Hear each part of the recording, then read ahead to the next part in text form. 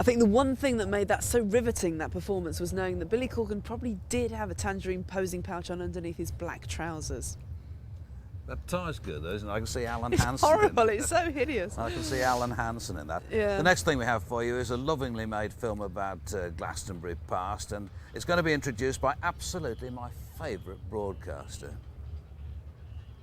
I am going a long way with these thou seest, if indeed I go, for all my mind is clouded with a doubt, to the island valley of Avilion. Glastonbury is steeped in a magical history. For some, it's the mythical island of Avalon and the resting place of King Arthur. For others, it's the site of pilgrimage just 50 miles from sacred Stonehenge.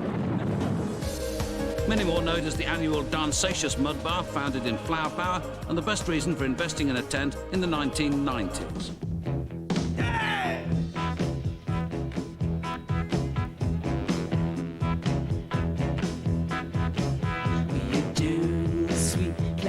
Free love-making, the fertility rites, the naked dancing, and most of all, the drug-taking. I wouldn't say a disaster, but it hasn't been as good as I'd hoped. What did you really hope for?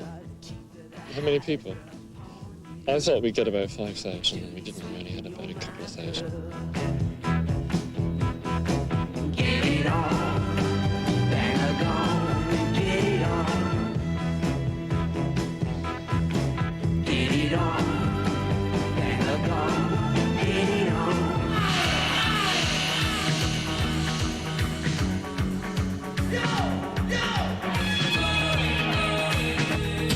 The sun is burning black.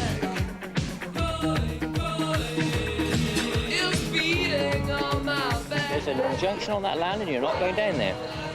That vehicle sitting there, there's no vehicle right away, that's a bridle bar. Basically, we've had to step up the number of officers that we engage at this festival simply because it has grown in size and simply to reassure the local resident. The moon is running red. It's pulling me. The festival is CND's largest single fundraiser. Its organizer has been warned if there's any trouble this year, he'll never again be given permission to hold Europe's largest open-air music festival.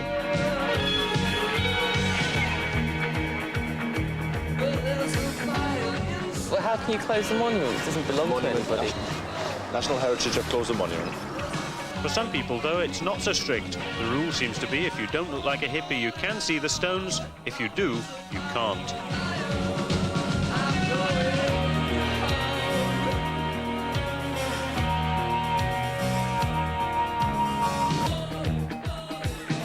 Stonehenge has been a temple, an observatory and a tourist attraction. Today, fenced in by wire and court orders, it's a fortress. The farmer who's holding a pop festival near Glastonbury next week today won a High Court injunction against nearly 100 hippies camped on his land. Moving on.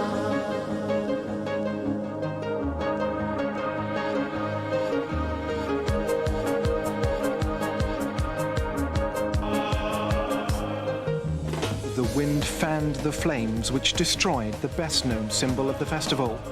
4 people have been treated in hospital for gunshot wounds after a man fired a semi-automatic pistol at the Glastonbury Music Festival. It's almost impossible, a logistical impossibility to stop and search everybody. But now the power of the wind is being harnessed all to the good. It isn't only the stage that's making good use of the Earth's natural energy. Elsewhere, the wind and the sun are powering mobile phones, a festival radio station, and a circus top.